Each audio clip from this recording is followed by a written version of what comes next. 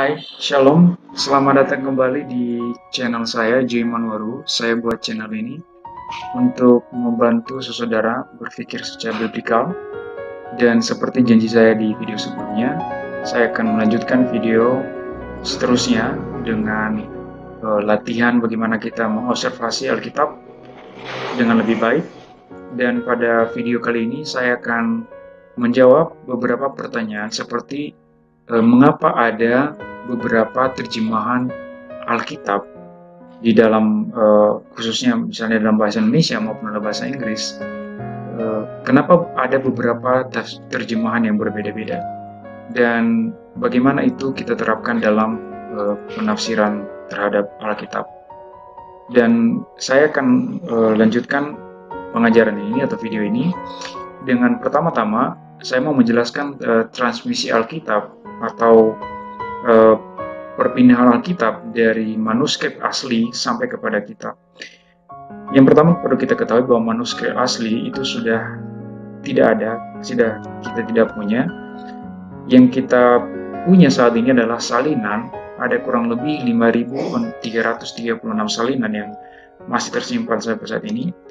Namun yang ada di tangan kita masing-masing sebenarnya itu adalah terjemahan dari salinan tersebut. Nah, jadi manuskrip asli sudah tidak kita miliki, salinan masih kita miliki kurang lebih 5.000 salinan, dan yang kita pegang hari ini itu adalah terjemahan. Dan terjemahan ini kita temukan berbeda-beda cara penerjemahannya. Nah, pertanyaannya mengapa demikian? Saya kasih contoh, misalnya 1 Korintus pasal 7 ayat 1. 1 Korintus pasal 7 ayat 1, misalnya untuk terjemahan Indonesian Literal Translation, dia menerjemahkan begini, dan mengenai apa yang telah kamu tuliskan kepadaku, adalah baik bagi seorang pria untuk tidak menjamah seorang wanita.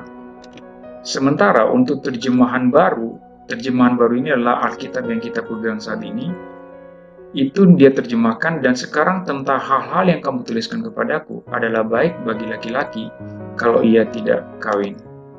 Namun di terjemahan sederhana Indonesia dia menerjemahkan begini, sekarang saya akan membicarakan mengenai hal-hal yang sudah kalian tulis kepada saya.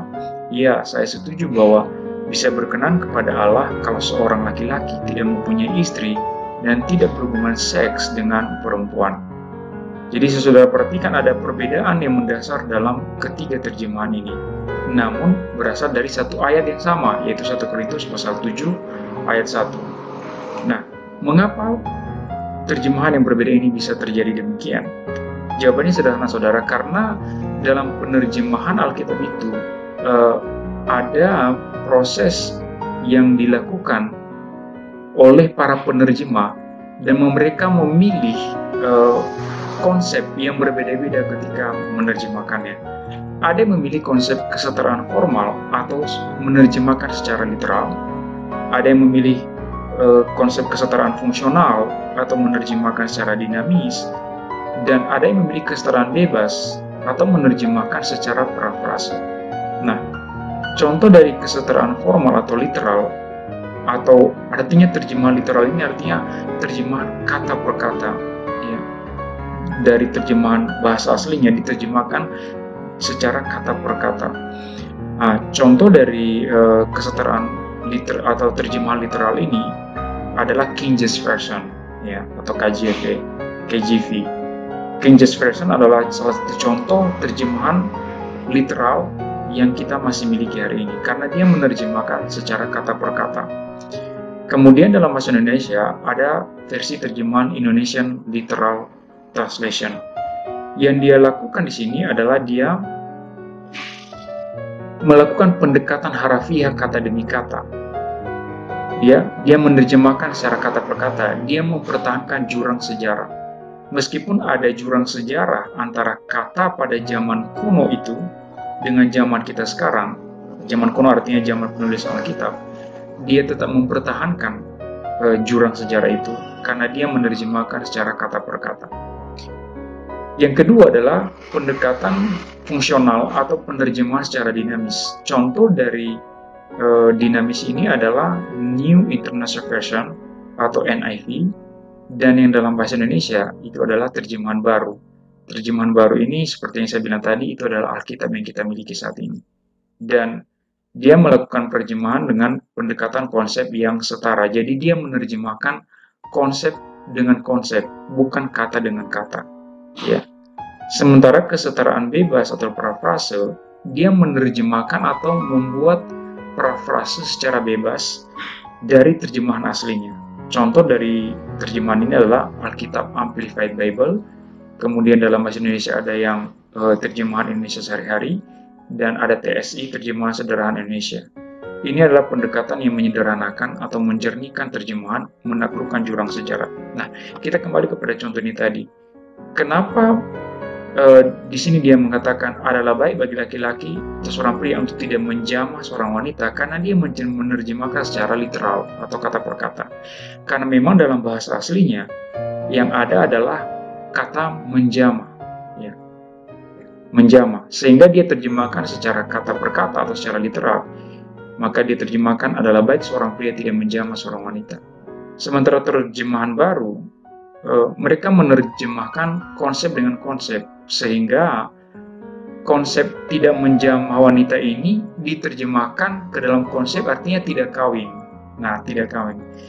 Nah, sementara ke parafrase atau yang memilih pendekatan bebas itu dia terjemahkan sampai kepada artinya pria laki-laki tidak mempunyai istri dan tidak berhubungan seks dengan perempuan. Jadi dia mengembangkan atau dia memparafrase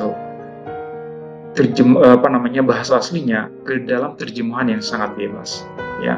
Namun masih dalam koridor atau batas-batas maksud dari ayat tersebut. Nah, kemudian yang mau saya sampaikan di saat ini adalah perbedaan terjemahan seperti ini akan sangat membantu kita ketika kita menafsir Alkitab. Kenapa? Karena kita bisa membuat perbandingan, ya. Kita bisa membuat perbandingan. Nah, jadi ketika kita misalnya menafsir satu ayat, kita bisa melihat apa terjemahan literalnya, kata per katanya, apa terjemahan dinamisnya, dan apa terjemahan parafrasenya. Sehingga kita bisa membuat perbandingan atau pertimbangan mana yang lebih sesuai dengan konsep yang dimaksud oleh konteks tersebut, ya. Itu tujuan atau itu fungsi dari berbagai terjemahan yang tersedia hari ini kepada kita di dalam penerjemahan Alkitab. Nah, ini ke depan kita akan lihat bagaimana penerapannya. Saya akan membuat video berikutnya. Tunggu video berikutnya. Semoga menjadi berkat bagi saudara sekalian. Tuhan memberkati.